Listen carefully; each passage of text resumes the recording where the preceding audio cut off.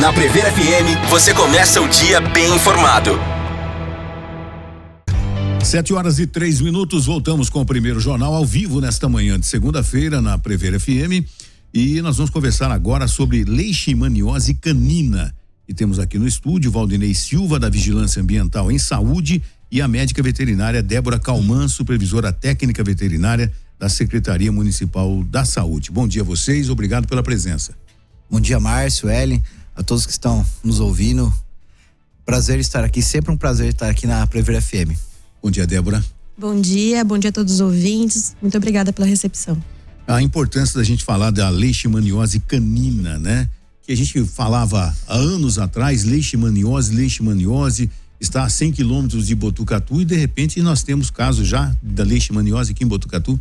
Na verdade, Márcio, o que foi identificado aqui no município de Botucatu foi o inseto, né, vetor transmissor da leishmaniose visceral, que pode tanto atingir, afetar os cães quanto os humanos também. Então esse monitoramento, né, esse levantamento entomológico vem sendo feito no município de Botucatu desde 2004 pela Secretaria de Saúde do Estado. Então todos os anos vem fazendo esse levantamento entomológico, coloca em torno de 40 armadilhas no município de Botucatu. E todos os anos vem dando negativo. Entendi. Esse resultado. O ano passado, 2024, encontraram alguns flebotomíneos suspeitos, mas após uma análise do Instituto Pasteur, foi visto que não era de importância para a transmissão das leishmanioses. E esse ano 2024, 3 armadilhas foram positivas, onde foi identificado o vetor. É um inseto vetor, é um flebotomínio da espécie Lutzomia longipalpis, que é o que transmite a leishmaniose visceral, né? Esse vetor, ele é o principal vetor no Brasil inteiro, né? Existe outro vetor, por exemplo, Lutzomia cruzi, que tem uma importância maior na região do Mato Grosso, mas aqui pro estado de São Paulo e a maioria do restante do Brasil, onde existe a casuística dos casos, esse Lutzomia longipalpis. Qual que é o fator, né? O que leva a, depois de tantos anos de monitoramento, falei 10 anos, né? Mas desde 2004, mais de 20 anos se monitorando, quais foram as condições favoráveis para realmente se detectar 3 nas armadilhas? Na verdade, Márcio, quando a gente acompanha, né, o deslocamento da leishmaniose, a gente tem que, são duas coisas distintas, né? O protozoário, né, o agente etiológico da doença que vem acompanhando, e o vetor tem outra distribuição. A gente vê que o município de Botucatu sempre foi considerado vulnerável por conta da sua localização. Entendi. Que quando a gente olha a leishmaniose visceral no estado de São Paulo, a gente vê que ela ela começa ali no noroeste do estado e vem descendo justamente Marechal Rondon, algumas rodovias importantes. Então ela vem ali de Araçatuba, foi descendo, atingindo alguns municípios ali, Marília, Lins, outros municípios, chegando até Bauru, onde a gente sabe que já há muito tempo tem esse problema, e foi descendo para Lençóis, né? Chegou em São Manuel já em 2016, 2017. Então, se Botucatu, na verdade, a gente acredita que a gente vem fazendo esse levantamento entomológico, mas a gente acha que esse vetor já está há mais tempo aqui circulando. Que trata-se de um vetor difícil, né, de ser visualizado até, de ser capturado nessas armadilhas que a gente utiliza, armadilhas luminosas. Por isso esse monitoramento. Então a gente acredita que assim, quando chegou em São Manuel, já tinha a informação dessa espécie. Botucatu, por ter clima muito parecido com São Manuel, a gente acredita que ele já estava aqui também há algum tempo, mas tinha essa dificuldade realmente de se localizar, de identificar esse vetor, porque ele é muito pequeno, né? Ele tem de 1 a 3 milímetros. Então quando a gente pega um mostruário, a gente entrega para as pessoas darem uma olhada, a gente tem que dar com uma lupa junto para ele conseguir olhar, né? Ou dentro do mostruário conseguir identificar o vetor, porque ele é muito pequeno. Ô Débora, e o cão, né? É o principal hospedeiro, é o mosquito palha, é isso? Isso, exatamente. É o principal hospedeiro, o É cachorro? o principal hospedeiro. A gente tem vários outros animais, principalmente animais silvestres que também são hospedeiros acidentais, mas infelizmente o mosquito gosta muito do cachorro, né, do cão. Entendi. E então isso é de importância extrema pro ciclo da doença.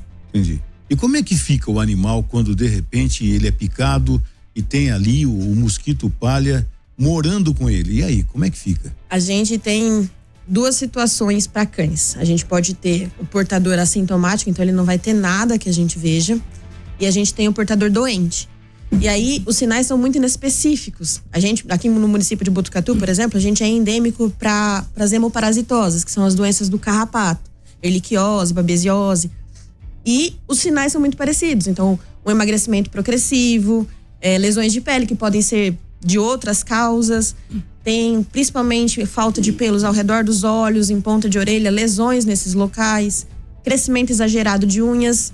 Mas esses crescimentos também, se o animal fica numa região de piso liso, ele não vai gastar unha. Então, não necessariamente está relacionado com a leishmaniose.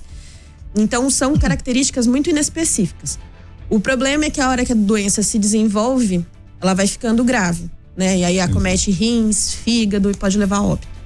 Que coisa. E esse espaço para tudo isso acontecer, de quanto tempo mais ou menos? Porque é para as pessoas terem, né? Tá ali com seu pet todo dia e às vezes não percebe. E talvez demore bastante para perceber mesmo. Ele pode demorar bastante para se desenvolver, para aparecer os sinais, ou ele pode até ficar infectado por muito tempo, assintomático e não desenvolver nada. Mas isso não significa que ele não é um hospedeiro, ele não é importante para o ciclo da doença. Entendi. E aí a gente precisa, quando ele manifesta sinais, depende muito de como o organismo dele reage à doença. Então ele pode ficar só no emagrecimento progressivo e não apresentar nada até a hora da falência renal, que não tem um tempo determinado para isso acontecer, como pode ser que ele fique ali tranquilo só com o emagrecimento e a gente não percebe. Interessante, Márcia, que esse período de incubação da leishmaniose é muito variado, tanto no cão quanto no homem. Diferente da dengue, por exemplo, que a gente tem lá muito bem, é uma doença bem aguda, né? O homem vai incubar de 3 a 15 dias o vírus da dengue, manifestando os sintomas geralmente 5, 6 dias após a picada do mosquito infectado. A leishmaniose é diferente. O homem pode incubar de 10 dias a 2 anos. Geralmente vai se manifestar ali de 2 a 6 meses, mas ele pode ficar até 2 anos incubado. O cão é mais variado ainda, é de 2 meses a vários anos. Sem sintomas, de repente você falou do homem, sem sintomas aparentes. Sem começar a manifestar, até aquela manifestação clínica da doença. Então, assim, ela é uma doença que tem esse período de incubação muito variado. Então, ela às vezes o cão já pode estar ali infectado com esse parasita, com esse protozoário, mas está ali incubando, não está manifestando sintoma nenhum. E a proliferação de tudo isso, como é que acontece? Então, na verdade, assim, o inseto vetor, o Flebotomina, que popularmente a gente conhece como mosquito palha, ele vai se proliferar onde? Em ambiente de solo úmido, né? Com matéria orgânica, principalmente uma matéria orgânica de decomposição, restos de folhas, de frutos, de fezes de animais. Então é ali que a fêmea do vetor vai depositar os seus ovos, que precisa dessa matéria orgânica que vai servir de alimento para a larva. Então, do ovo até a fase adulta é de 30 a 45 dias, mais ou menos, né? E depois que chega na fase alada, né? Na fase adulta, daí esse vetor, a fêmea principalmente vai viver aí de 20 a 30 dias. Então, e assim, a gente imagina o quê? Sempre eu faço uma comparação que sempre foi o carro-chefe das ações da vigilância, o combate ao Aedes. O Aedes aegypti, você consegue visualizar aquele potinho com água, então é mais fácil de você estar eliminando, assim, teoricamente, né? O que a gente vê que não é tão fácil, mas você está conseguindo visualizar. Do Lutzomia longipalpis é bem mais difícil, porque em matéria orgânica de composição está ali no solo, né? E você não vai conseguir visualizar ovo, você não vai conseguir visualizar larva, a pulpa do inseto. Então é bem mais difícil esse controle. Então o que a gente precisa? De um manejo ambiental adequado. Tá sempre limpando os terrenos, limpando os quintais, retirando toda aquela matéria orgânica que fica ali, né? Quando possível, em ambientes com maior incidência solar, então não vai se proliferar esse vetor. Então, por isso, nas áreas sombreadas, a gente tem que estar sempre fazendo aquela limpeza, retirando toda a matéria orgânica ali, fazendo poda, restos de fruto, restos de folhas, onde tem ambiente de criação de animais domésticos, sejam cães, sejam aves, também está sempre recolhendo, fazendo a limpeza daquele ambiente, recolhendo as fezes, porque tudo isso serve de ambiente para a proliferação do Lutzomia longipops, aí do mosquito palha. Em relação a diagnóstico, né? Então, existe a possibilidade de, por exemplo, alguém levar o pet ao veterinário por alguma outra causa, ou até por desconfiança de leishmaniose, e ter o diagnóstico da doença? De que forma? É possível. É possível, durante um check-up, a gente enxergar, por exemplo, na palpação do animal, que ele tem aumento dos linfonodos, a famosa íngua, né? Entendi. Tem aumento desses linfonodos, daí já levantar uma suspeita clínica, fazer o hemograma e ver algumas alterações leves, porque não são tão significativas, e daí, por um exame de sorologia para identificação de anticorpos, a gente já vê que esse animal tem título para a doença, e daí a gente faz o diagnóstico confirmatório. Atualmente, como a gente procede aqui no município, o que é a recomendação diante dessa doença? É a partir da suspeita clínica do médico veterinário no ambiente particular, ele notificar a prefeitura para chegar até a gente vai fazer a avaliação de todo o histórico desse animal e aí mandar amostras para o diagnóstico confirmatório no Instituto Adolfo Lutz. E quer dizer, a gente falou do cão, né? Mas pode outro animal doméstico, por exemplo, o gato também pode ser afetado, ou é mais difícil que o gato seja afetado?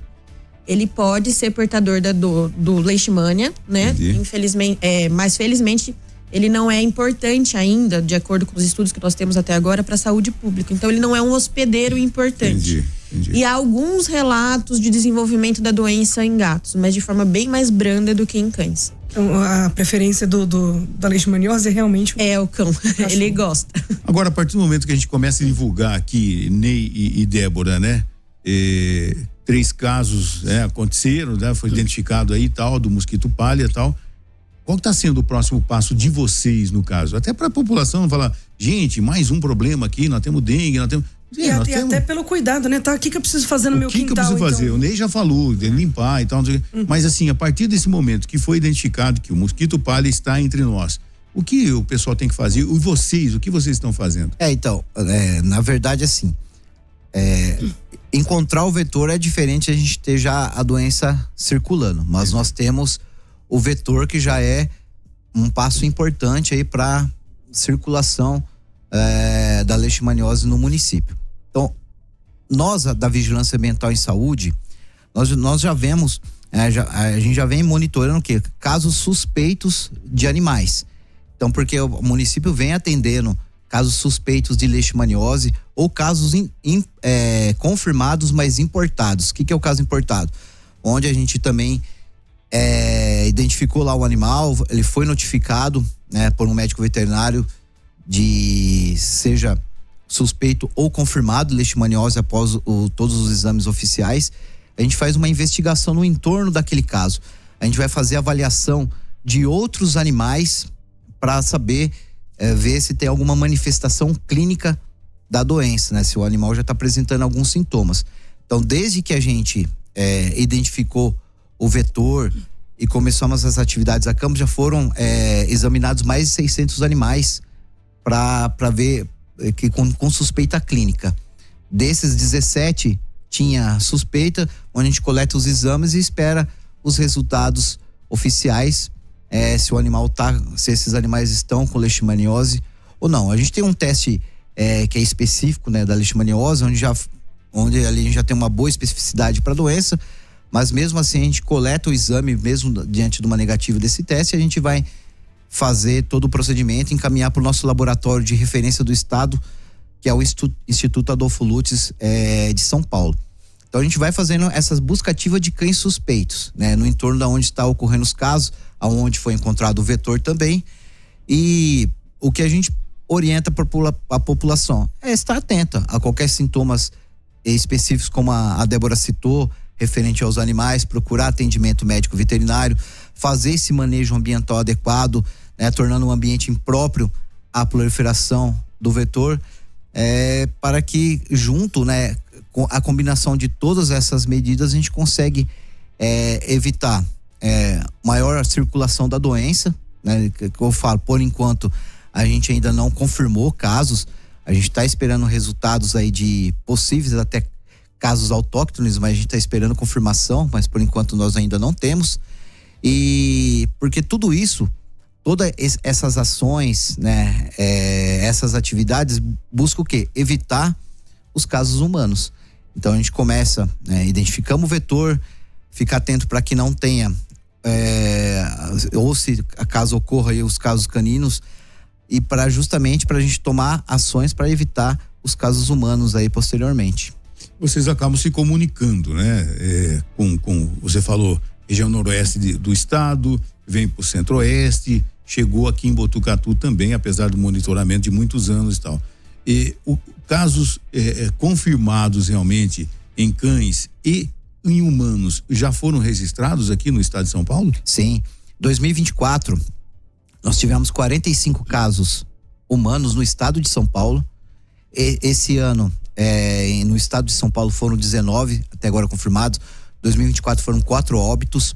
Então a gente vê que ela tem uma letalidade, né, alta, até 90% quando os casos não tratados oportunamente, né? E esse ano, em 2025, tem então 19 casos confirmados no estado de São Paulo e 1 óbito. Geralmente o óbito afeta crianças, pessoas imunossuprimidas.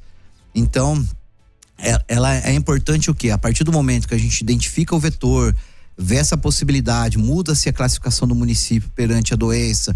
Então a gente já alerta aí não só os serviços, né, de combate ao vetor, de atenção aos animais, mas também toda a classe médica atentar aos possíveis sinais que possam futuramente aparecer também nas pessoas. Então é um trabalho integrado aí de vigilância, né, de todos os serviços de saúde. Débora, no caso detectado que o pet está com a leishmaniose, né? O tratamento, como é que funciona? Ele é rápido, é demorado? Dificilmente chega. Quais são as chances também, né? Do animal sobreviver? Como é que funciona, Débora? É uma pergunta delicada. Na verdade, o tratamento ele visa minimizar um pouco os sintomas, né? Dar uma estabilidade para o animal clinicamente, mas ele não tem cura, né? E até para a saúde pública, o que a gente fala é que a gente reduz a circulação da leishmania no animal. Entendi. Mas não exclui. Então ele continua sendo um hospedeiro. A gente tem outras medidas de prevenção, inclusive utilização de coleiras impregnadas com deltametrina para tentar ser repelente ao mosquito, porque esse animal continua sendo importante. É um tratamento longo, ou seja, é eterno, na verdade, enquanto o animal estiver vivo, tem que ficar acompanhando, monitorando e fazendo os ajustes de medicação necessários. Atualmente, aprovado pelo MAPA, a gente tem uma única medicação e essa medicação é um pouco onerosa, bastante onerosa. Então não é um tratamento barato, mas é possível, hoje é permitido. Até alguns anos atrás a gente não tinha essa possibilidade de tratamento. A única recomendação era a eliminação do hospedeiro através da eutanásia. Entendi. E no caso do humano, Ney, como é que funciona? Qual órgão principalmente atingido do humano e se diferentemente dos pets, para o humano, se for detectado, tem cura? Então, no ser humano começa com febre de longa duração, anemia, aquela fraqueza, mas ela vai cometer principalmente o fígado, né? Vai ter um aumento de fígado, um aumento de baço, né? E tudo isso, quando não tratado rapidamente, identificado, né? Suspeitado, chegado a esse diagnóstico e fazendo todo o tratamento, pode ter uma evolução grave que vai ter outros comprometimentos decorrente disso, mas principalmente febre de longa duração, anemia, aquela fraqueza, né? Emagrecimento, aquela falta de apetite e consequência, aumento do fígado, aumento do baço, e isso, quando não tratado aí oportunamente, pode vir a óbito também. E a gente percebe o seguinte, né? Hoje em dia, em virtude de tantas doenças que nós somos acometidos, pode mascarar, a princípio, a febre. Eu tô com influenza, eu tô com Covid, eu tô com dengue, né? Então pode mascarar. Existe um exame específico para se detectar? Sim, existem exames específicos também, né? Para ser feito. Mas assim, vai tudo dar. O que o médico, quando atende, ele considera a epidemiologia da doença, né? Ele vai considerar o período de sintoma. Quando a gente fala essa febre de longa duração, é febre de 2, 3 semanas de duração. É uma febre que não é aquela febre aguda que a gente fala de algumas doenças, onde você fica ali 4, 5 dias com febre, no caso da dengue, por exemplo. Não, ela é de longa duração, aquela fraqueza, a pessoa vai perdendo peso, emagrecendo, aquela apatia, aquela falta de disposição. E ao passo que vai emagrecendo, como tem aumento de fígado e baço, tem uma dilatação abdominal. Exatamente, você vai observando uma dilatação, ela vai aumentando justamente a hepatoesplenomegalia que fala, que é aumento do fígado e do baço. Então assim, mas isso é a partir de uma suspeita. O médico vai lá, vai analisando, vai ouvindo, acompanhando o paciente e vendo todas essas possibilidades de doenças, porque existe um período inicial ali que se confunde com muitas coisas, né? Mas, como a gente fala, os sintomas da leishmaniose, ela não é uma doença aguda, ela é uma doença crônica. Então, ela vai perdurando por mais tempo. Aquela coisa que a pessoa fica doente ali mais de um mês. Então, ela vai acompanhando aquela evolução da doença. Então, não é uma coisa aguda como outras que duram 10, 11 dias. Não, ela é uma doença crônica, ela vai evoluindo por um período maior. Entendi. Uma coisa importante talvez de ser citada, que os tutores dos pets, eles não correm o risco de serem infectados pelo próprio animal, né? Não é dessa forma que a transmissão acontece. Não é diretamente, não é de pessoa para pessoa, de animal para animal. Na verdade, precisa ter o vetor na história, né? O cão, como foi dito, ele é o principal hospedeiro, mas acidentalmente o homem pode entrar nesse ciclo de transmissão. A gente tem ambiente silvestre, alguns mamíferos que são os principais reservatórios da doença, que é a raposa, os marsupiais, mas em ambiente urbano é o cão o principal hospedeiro, o vetor pode se alimentar de sangue de outros animais, de aves, por exemplo, mas quem vai contribuir aí no ciclo, né, também do próprio protozoário é o cão. E o homem pode entrar acidentalmente nesse ciclo, né? Ser picado por esse vetor e acabar contraindo a doença também. Ô Débora, e se de repente a pessoa tem, hoje em dia é comum, né? A pessoa ter 2, 3 pets na mesma casa. Se de repente for detectado que um pet realmente está com a leishmaniose, como é que faz? Tem que isolar, separar? Como é que funciona? O interessante, na verdade, é a gente fazer uma avaliação de todos, por ter essa possibilidade de ter cães assintomáticos, né? Dele ser um portador. E aí a recomendação nessa situação é que todos os animais estejam com a coleira repelente, para evitar que, não que o cão transmita para os outros, né? Mas que se ele pegou aqui, o vetor picar aquele cão e picar os outros cães também e acabar transmitindo a doença. Então, o uso da coleira repelente passa a ser recomendado. É isso que é importante, porque a gente tem duas possibilidades. Da autoctonia do caso, ou seja, o animal ter contraído, né, a doença aqui no próprio município, aquele animal que não teve deslocamento, onde o tutor sabe que nasceu em Botucatu e em nenhum momento saiu daqui, do município. Então, nesse momento, faz uma busca ativa ali, analisa, faz o exame nos outros animais, coloca a coleira. E os casos importados, sabendo que agora a gente tem um vetor, manter também esse animal encoleirado, por conta que pode também o vetor picar esse animal e aí sim começar uma transmissão autóctone dentro do município. Então, são duas situações, mas é importante que a população saiba que esses animais, uma vez notificados, uma vez confirmados e o tutor optou por esse tratamento do animal, eles vão ser acompanhados eternamente pela Vigilância Ambiental em Saúde. Entendi. Tanto para ver se eles continuam encoleirados, porque essa coleira tem um período de validade, e a gente acompanhando se está sendo realizado esse tratamento, porque como a Débora falou, ele vai ser um hospedeiro da doença pro resto da vida. Vai diminuir com as medicações um pouco essa carga parasitária dele, mas ele continua sendo um hospedeiro da doença. E essa coleira é cara? É fácil? Porque o pessoal tá acompanhando e fala assim, eu tenho aqui 2, 3 pets em casa, eu vou comprar a coleira eu vou minimizar o risco, né? É caro, é fácil no mercado? A gente tem várias coleiras no mercado, tem 2 que são principalmente recomendadas pela Organização Mundial da Saúde.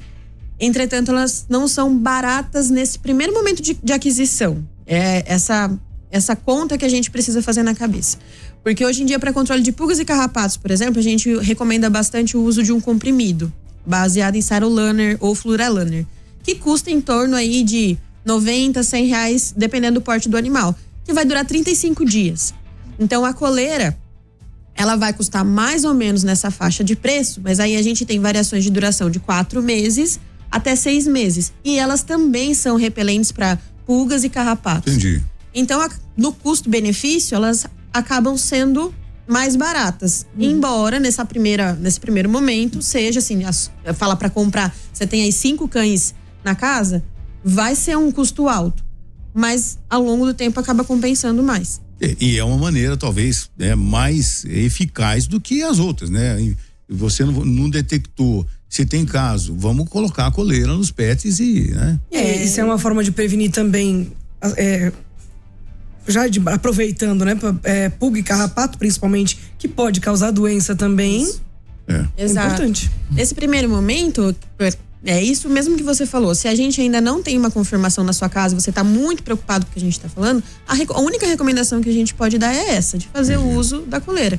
Porque não tem nada que a gente possa fazer de imediato até a gente confirmar se está tendo transmissão, e a gente vai trabalhando ali dentro da vigilância ambiental nas outras circunstâncias. Olá, bom dia. Bom dia, Márcio, bom dia, entrevistados, ouvintes. Você falou aí da prevenção, mas eu estava vindo no carro e estava ouvindo vocês falarem que o tratamento é muito mais caro, né? E tem pessoas que não têm condições. Existe algum subsídio do governo, sei lá, alguma forma? Porque uma pessoa com poucos recursos, um cachorro nessa situação, não vai ter solução senão a eutanásia do cachorro, porque ele não vai poder tirar do filho dele para dar pro cachorro. Como é que fica nessa situação? Existe? O governo subsidia isso, o governo não tem nada, né? Não, infelizmente. Aí é sacrifício do cachorro, não tem jeito. Exatamente. Existem um programa de controle da leishmaniose que é federal, mas o único subsídio que eles fornecem para municípios altos em transmissão, que não é o caso de Botucatu ainda, é a possibilidade de fornecimento dessas coleiras, mas não do tratamento, porque ainda visando saúde pública, infelizmente. O tratamento é muito mais caro, contínuo e permanente. Aí porque ainda não tem a mínima condição. A recomendação visando saúde pública e controle da doença, infelizmente, ainda é a eliminação do hospedeiro, é a eutanásia. Mas nós temos acompanhado, vendo a experiência de áreas endêmicas aos casos de transmissão humana. A gente vê a experiência de alguns outros municípios onde o encoleiramento dos animais tem se mostrado muito eficaz para redução de casos humanos e também até para a eutanásia dos animais, né? A morte dos animais, porque a gente essa coleira impregnada de deltametrina 4%, ela é eficaz, ela é um ótimo repelente para o vetor. Lógico, a gente não pode, sempre é necessário outras ações complementares, como de manejo ambiental que foi falado aqui, mas a coleira, ela tem se mostrado eficaz, mostrando a diminuição dos casos humanos e também de problemas de infecção de outros cães, né, com redução das doenças e dos óbitos aí da eutanásia dos animais também. Ô Ney, eu fico imaginando, Ney e Débora, né? Depois de mais de 20 anos de monitoramento, quando de repente se detecta que tem 3 casos, como é que fica a equipe de vocês, né? O que muda no protocolo de vocês? Muda bastante coisa. A gente já fez a partir do momento onde a gente recebe a informação, porque assim, quando foi colocado essas armadilhas, é um flebotomínio. Esse vetor não é qualquer um que a gente identifica como um Aedes, que a gente vê, esse aqui é um Aedes, ele é pequeno. Então, assim, ele tem algumas características peculiares que pode se confundir com outros flebotomínios que não é importante para transmissão de doença, e para outros vetores também, outros insetos. Então, esse vetor, são coletados dessas armadilhas, é uma armadilha luminosa, onde o vetor chega lá, tem uma ventoinha que suga esse inseto para dentro, então você acaba coletando em vários outros insetos de hábitos noturnos. Encaminha-se para o Instituto Pasteur, do estado de São Paulo, onde ele faz análise por um entomologista, né? Porque não é qualquer um que vai identificar esse vetor. E daí eles informaram a gente, uma ligação, preciso falar com o Valdinei, infelizmente as armadilhas deram positivas. Então a gente já recebeu uma visita técnica do Instituto Pasteur, onde faz as primeiras recomendações para a equipe. Então o que nós fizemos? Primeiramente, capacitar todos os profissionais da vigilância ambiental em saúde com um olhar mais atento às questões ambientais e questões de sinais dos animais também. Fizemos uma capacitação com todos os médicos, onde foi convidado os médicos veterinários, seja dos serviços públicos ou privados, pra gente falar, agora a situação no município de Botucatu é esta, para ter uma atenção maior. Fizemos capacitação também recente agora na Unesp, final de semana passado, justamente para que a Débora pode falar melhor. A gente fez essa capacitação também com os médicos veterinários em parceria com a FMVZ. Sim. A FMVZ se disponibilizou preocupada com essa situação, porque muitos dos professores já enfrentaram em outras cidades endêmicas a leishmaniose, sabem da dificuldade de diagnóstico, de lidar com essa situação. Então a gente fez um curso de capacitação até para se atentar aos aspectos psicológicos do diagnóstico, de passar essa informação para o tutor, de acolher esse tutor quando recebe esse diagnóstico positivo, até da parte de diagnóstico, da identificação dos sinais clínicos, porque a partir do momento que a gente não tem isso endêmico no município, não é uma coisa que o clínico suspeita de primeiro, né? Então a gente começar a trazer isso à tona de novo, capacitar e atualizar esses médicos veterinários. Uma curiosidade e uma preocupação. Quantas armadilhas vocês colocaram? E como é essa armadilha? Foram distribuídas 40 armadilhas no município. Ela é uma armadilha, porque assim, qual que é o hábito do vetor? Ele período de atividade dele é crepuscular e ele vai estendendo essa atividade até a madrugada. Então o hábito dele é noturno. Então a gente vai lá nos imóveis onde tem características ambientais favoráveis à proliferação desse vetor, à presença desse vetor. A gente coloca essa armadilha lá, uma armadilha abastecida por energia ou por bateria. A gente vai estar utilizando agora a bateria de 12 volts. A gente deixa essa armadilha, ela fica ligada a noite inteira. É uma armadilha de CDC que fala, ela é luminosa. Tem uma luz lá que atrai o vetor e tem uma ventoinha que fica ligada lá, que ela suga o vetor para dentro de um compartimento onde ele fica preso ali. Daí no outro dia de manhã a gente vai lá, desliga essa armadilha, pega tudo que tem ali, analisa e encaminha pro laboratório para avaliar. Então, se vocês colocaram 40, 3 pegou quase 10%. Quer dizer, se tivesse colocado 400, teria pego 40? Pode ser. Mas assim, o que é importante... Quer dizer, pode ser muito maior do que aparece. O que é importante, que é diferente de outros municípios endêmicos, por exemplo, não pegou bastante. Não é assim que a gente pegou, nossa... 10% é bastante. Não, mas pegou a presença armadilha, mas não pegou em grande quantidade, por exemplo. É que nem quando a gente sabe que o Aedes, ele é presente aqui. Mas tem períodos que o índice de infestação tá menor. Então a gente não tá num índice de infestação assim, onde você pega em grande quantidade nas armadilhas. Então ainda tá, mas pegou assim, já tem o que a gente acredita. A gente pegou em 2 armadilhas da região leste e uma da região norte. Então pode ser que as outras regiões também tenham a presença desse vetor, né? Que como a gente falou, ele é um vetor chato, ele é difícil de ser capturado e identificado também.